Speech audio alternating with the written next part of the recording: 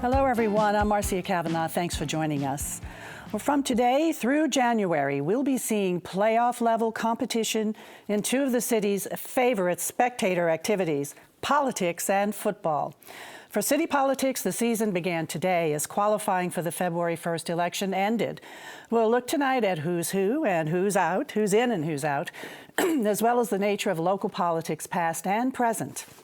We'll also examine the new swing vote in state elections. We're going to begin, however, with the verdict in the trial of former New Orleans police officer David Warren. Joining us are tonight's Informed Sources, Errol Laborde, producer of Informed Sources, Mike Perlstein, investigative reporter, WWL-TV Channel 4, Norman Robinson, news anchor, WDSU-TV Channel 6, and Stephanie Grace, columnist, The New Orleans Advocate. Well, Mike, we had first a conviction in the case of the shooting death of Henry Glover during Katrina, and then that sentence being vacated and a new trial, and now an acquittal. So can you sort of walk us through? I mean, you've been covering this. You sat through this most recent trial. Describe it for us. Well, you know, there was a cliche that was used by several media organizations at the beginning of this retrial that this was something that was going to reopen Katrina wounds, and I think I even used that myself. And going through that 4.5, 5 days of testimony, it really did do that. This was a rerun. We had seen this all before, and for the families on both sides, you know, to have to go through this, there was no new information. We had seen it at the original trial, which was markedly different because that original trial in 2010 involved 5 police officers. David Warren, who was retried, being one of them, but his role was very different than the other 4. He was not just accused, but shot and killed Henry Glover, an unarmed man, from the second-story balcony of a strip mall in Algiers. And according to his testimony, Henry Glover and another man, Bernard Calloway, pulled up in a truck, were charging toward the building, and from 66 feet away, he issued a verbal warning and shot. That account was disputed by Bernard Calloway, a living witness, who said that they were not charging toward the building. They didn't even really want to be there. They were there to pick up a suitcase that had been looted. If you want to call it looted, it was, you know, picked up by a sister-in-law and a friend to help evacuate their group, extended family of 13 people, including children. And the women left that suitcase, luggage that was looted from the strip mall, and in a really tragic twist, when the women were trying to wheel that away in a shopping cart, the same officers, David Warren and his police partner, Linda Howard, yelled a warning, you know, if that's not your stuff, get away, leave now, and they did. When they told Bernard Calloway and Henry Glover to, you know, go pick the stuff up, they didn't say, oh, by the way, they're armed police. So when Henry Glover, you know, went to retrieve this, it turned out to be fatal and quite tragic. What you did not see at this trial was what happened after he was shot. A Good Samaritan, by a man by the name of William Tanner, pulled up as he fell bleeding on the ground, threw him into his car, and they drove not quite 2 miles to a school, Havens, that had become a police compound. And there is when things really turned bad. They pulled out the Good Samaritan, Tanner, Calloway, another man, and accused them of being looters, put them on their knees, allegedly beat them. Meanwhile, Henry Glover was either dead or dying in the back seat. And from there, once he finally did pass away, they took that car to a levee and torched it and burned the body. So in the first trial was in 2010, correct? Correct. And David Warren was conved of, the charges were in federal court were Well, it was him. a civil rights violation, violating Henry Glover's civil rights, as well as using a firearm in the commission of a violent crime. And he argued successfully that he should not have been tried with the other 4 officers. He was 2 miles away. And was not involved in that cover-up at all. All accounts led to the, pointed to the fact that he did not know what happened to Henry Glover and his body and that it had been burned. Now, one major element of the cover-up, the burning of the body and the cover-up, for which 2 officers were convicted, 2 acquitted. There was a mixed verdict there. That police clearly, over many years, did not put 2 and 2 together. The fact that this officer shot or shot at a man, and that they found a man shot and bleeding at exactly the same time, ended up burning the car and the body. Obviously, police dropped the ball in many, many ways. This is even though the family was calling police looking for Family called. help. They filed missing person. They had Right. heard he had been shot. There was no sign, and obviously, with the incineration of the body, this went unsolved for the better part of 4.5 years, and it was media And report in the nation. that compounds the open wound that has now been reopened in the community at large. For many, this is an injustice because they see this as a vindication of police who were out of control. You can't talk to them about the logic of the case, about whether Warren knew that he shot Henry Glover or not, or whether Warren was involved in the cover-up or not. To them, it is all one major event, to them, and so basically you had an unarmed man trying to help his family shot and killed. Exactly. And what made it extra painful for the family, and obviously we spoke to them throughout the trial, they thought they had put this behind them. As painful as it was, there was a trial, they had to go through that. They got a conviction. They felt there was some justice. David Warren was sentenced to 25 years. And when that got thrown out... But that conviction and sentence was vacated. Thrown and out, so right. second trial, and now... So he was has served 3 years. Yeah, Right? He served 3 up until this trial. From the time he Yeah. was indicted, he was in jail, correct? That's right. So That's now right. he's out. And And on top of this, we have the retrial of the Danziger cops Correct. coming up. And there's a retrial in yet another cop in the Glover case, the person who was accused of writing a false police report. He got his conviction overturned on a different technical grounds, a new evidence surfacing. so quickly, Mike, just how is this acquittal, do you think, going to impact all of these other cases that are coming before us again? Well, every trial is certainly something for which the prosecutors and defense can go to school and see what's affecting jurors in what way. And one thing that was very effective for the defense in this case was the chaos of Katrina, bringing that up. And just one more point, the one thing that really hit home was the fact that David Warren had seen the burning of the Oakwood Mall during a looting incident in which a police officer was shot in the head. Yeah.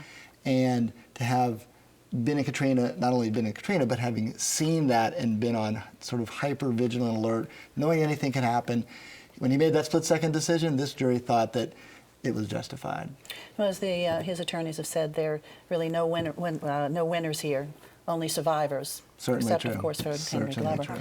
Okay, on to politics. Now, politics is sport in Yes, this town, and of course. we're off on a good sporting season Yes. now. Qualifying ends, and now we have our slate of candidates. And first, let's take a look at Mayor. Okay, well, Mayor Mitch Landrieu, of course, is running for re-election. He is the overwhelming favorite. He always has been.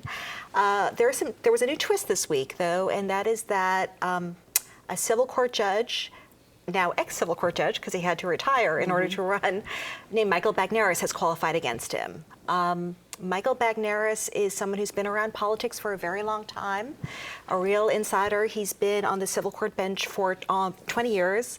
He actually hasn't been on a ballot. It's interesting because a lot of voters probably don't know who he is, I'm thinking, because he won an election in 1993 and he was unopposed, as many judges are when they run for re-election. So he hasn't really run a campaign in that long.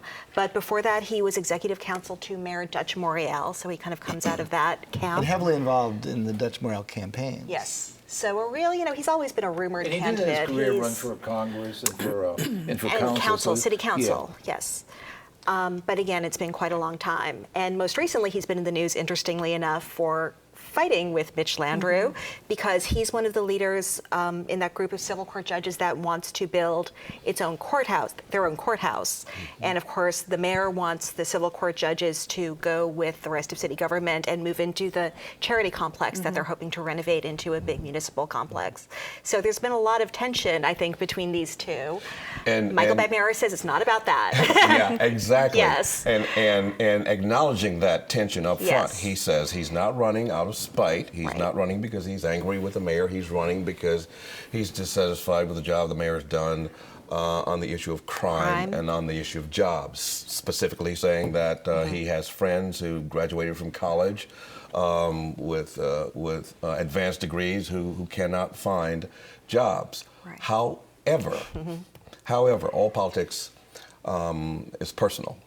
And at the root of this contest, at the core, will be some very personal dynamics that will demonstrate themselves, I'm sure, in some very interesting and colorful ways in the campaigns that will likely be run by both candidates from both camps.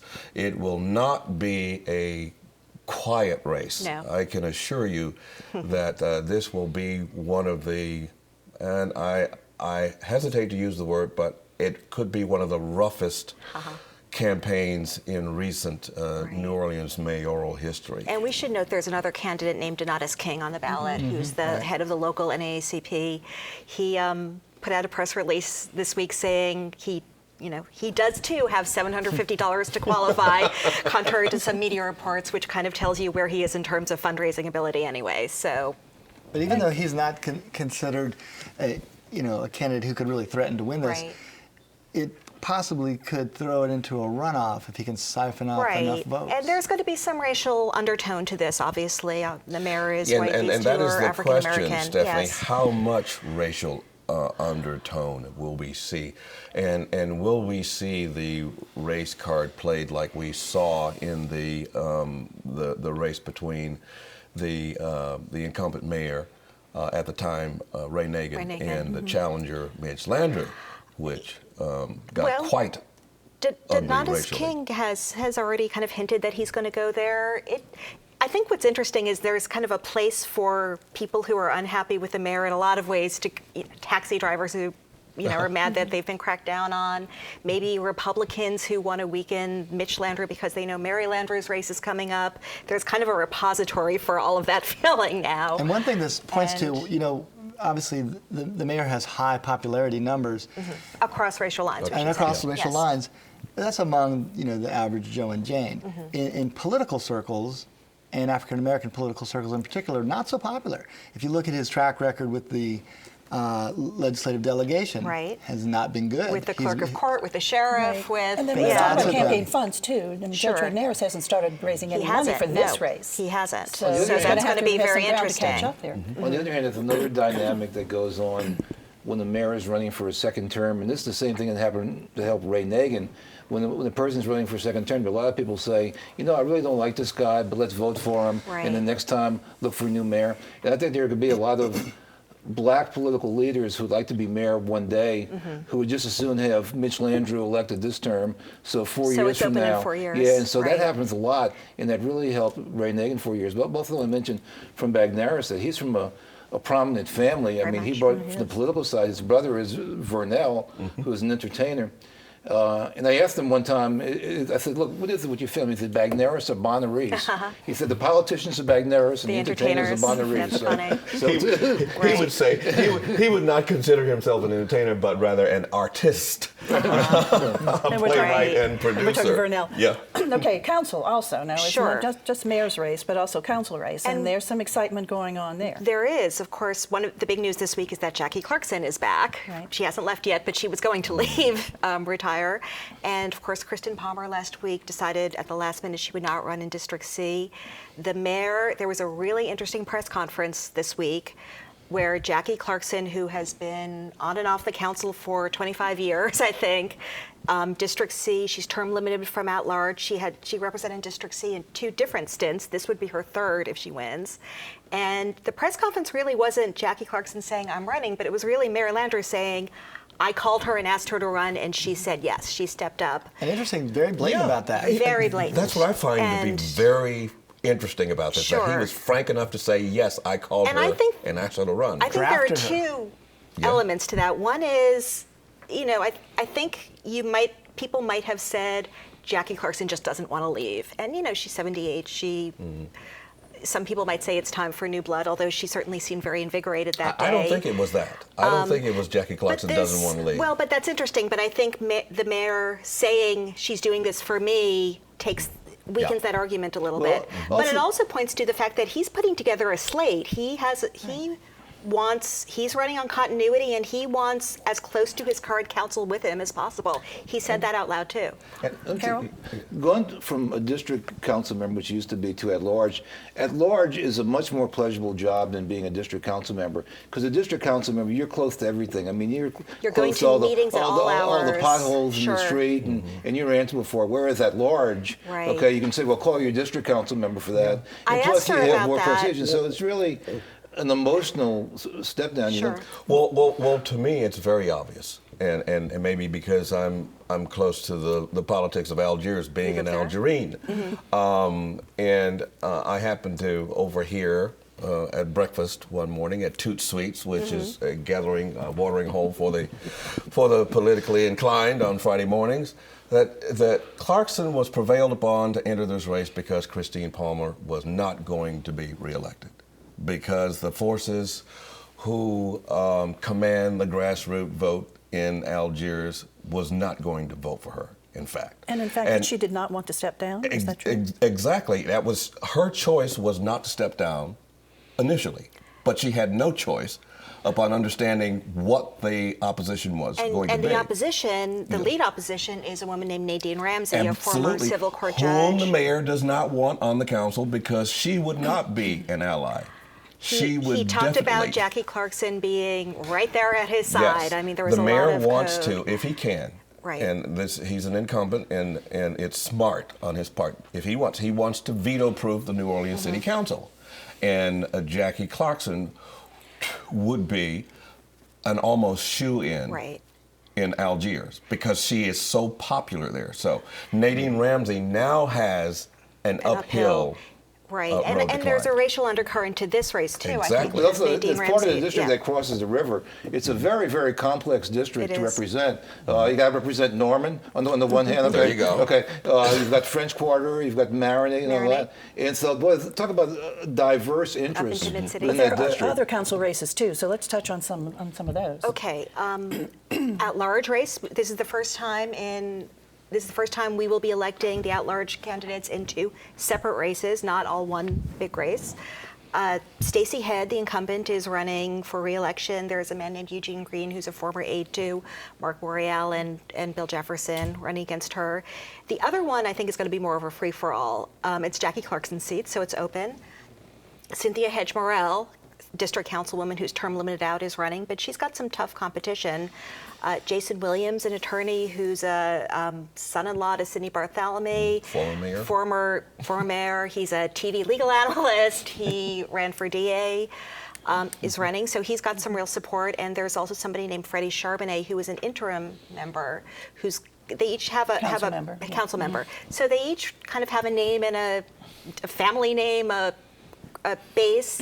So that one's going to be really interesting, I think. It will be, and of course we have the sheriff's race too. Well, I know you have something to say about that. Isn't it interesting that the mayor kind of overshadows all of the races that we've talked about, including this race, which has nothing to do with the mayor's office, but there's a running feud between the mayor and the incumbent Well, if sheriff. the mayor feels he's got to pay for it, It does, he's got something to do with Well, it. Or if he's being told he has in to pay terms for of it. having purview over Yes. the sheriff, he has none.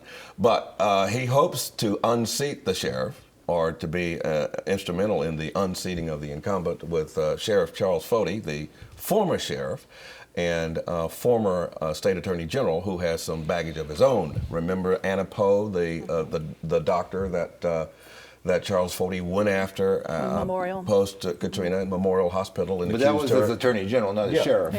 But that baggage remains a millstone around his neck.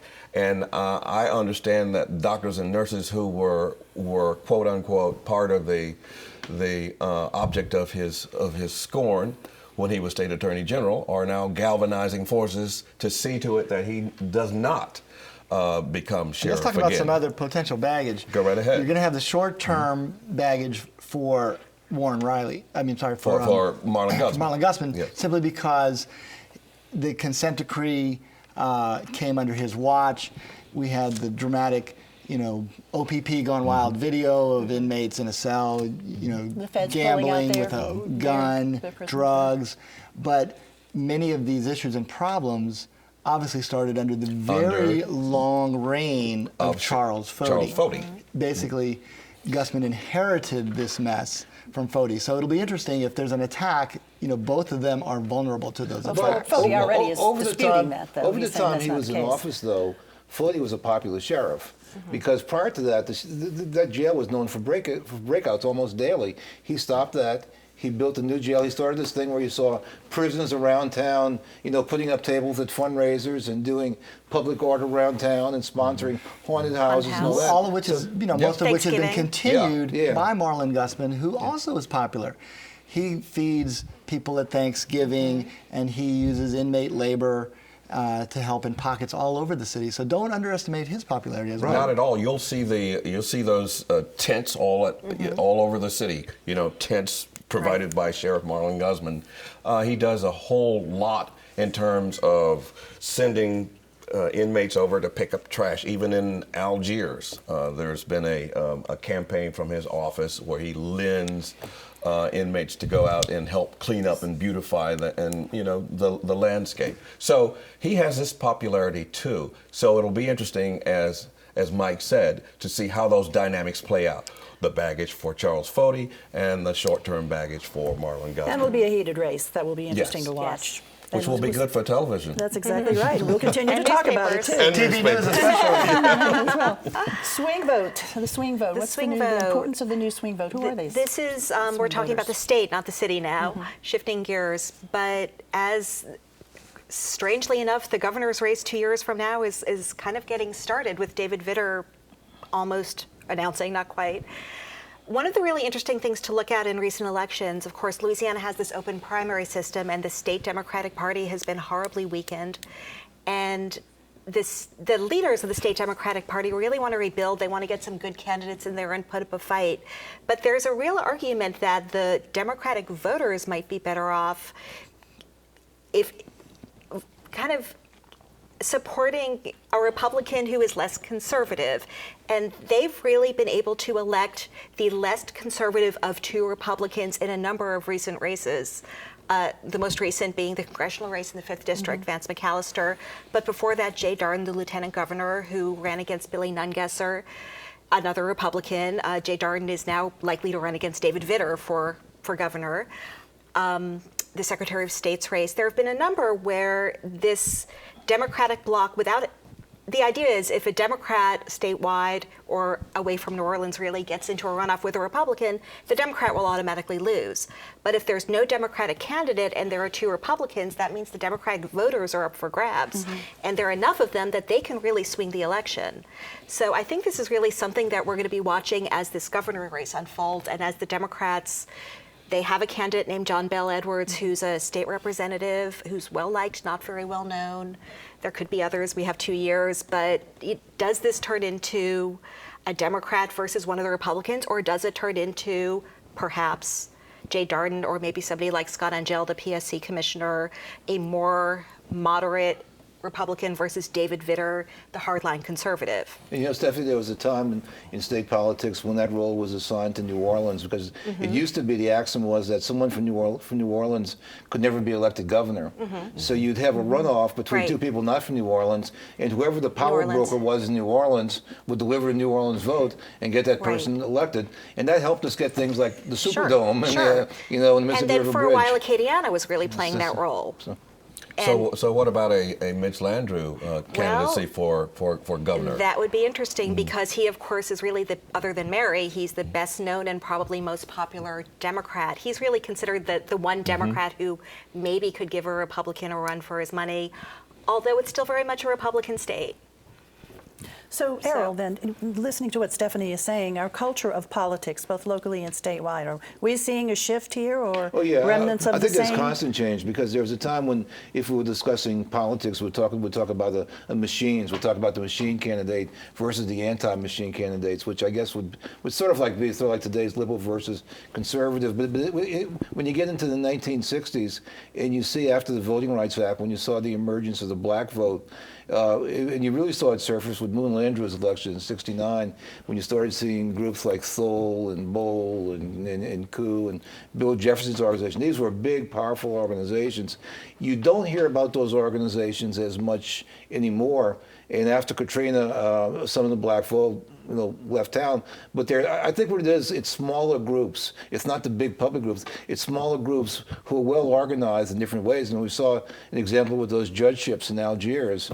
And so we're seeing more of that. And I think it's more of like people building small coalitions, bits and pieces of coalitions, and not this one big powerful group. But interesting, in the big citywide races, there's no sort of fresh face reform candidate. I'm outside of politics. You have Foti coming back to go for his old office.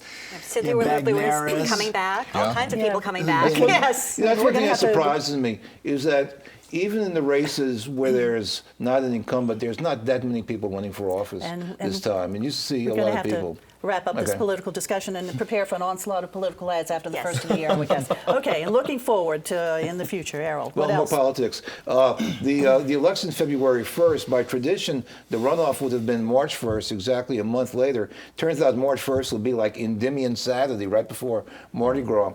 And so the legislature, in its wisdom, pushed back the runoff until March 15th.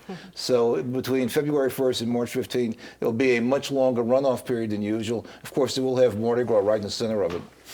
Mike. Well, another citywide race is contested, and that is the coroner, Frank Minyard. And this is sort of the last of the old guard, elected alongside Harry Connick, Charles Foti back in the day in the 80s. And he's now contested by his deputy, an assistant coroner who he was grooming to take his job, and two other challengers. So this could be the last of that old guard from decades ago. Norman? Well, I'm going back to the David Warren trial, the ex-cop who was acquitted in the killing of a man in Algiers following Hurricane Katrina.